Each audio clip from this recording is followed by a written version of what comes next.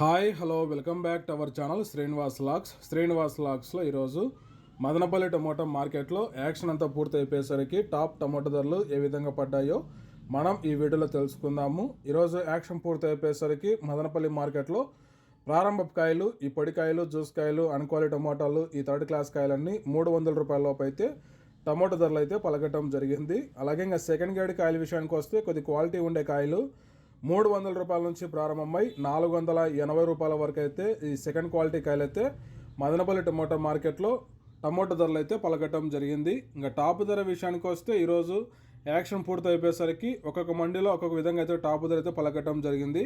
ఇంకా ఓవరాల్గా మదనపల్లి మార్కెట్కి అంతటికి ఈరోజు టాప్ ధర 480 రూపాయల నుంచి ప్రారంభమై 630 రూపాయల వరకు అయితే మదనపల్లి టమోటా మార్కెట్లో టాప్ ధర అయితే పలకటం జరిగింది.